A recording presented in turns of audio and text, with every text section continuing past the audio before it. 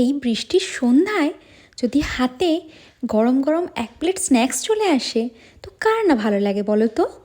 প্রথমেই নিয়েছিলাম পটলের চপ।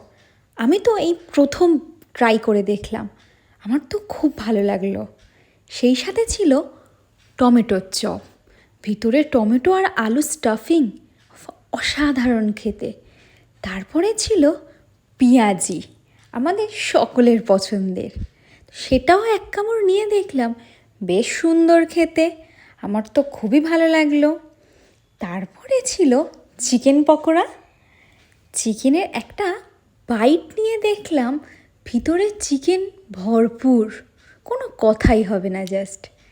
সেই সাথে ছিল আলুর চপ, আমাদের সবার প্রিয়।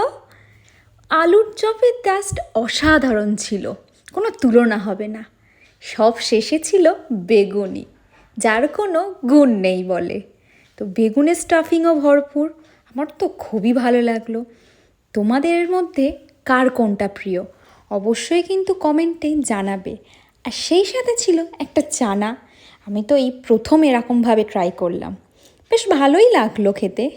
তবে কার কার প্রিয় অবশ্যই কিন্তু জানাবে, সাবস্ক্রাইব করতে কিন্তু ভুলো না।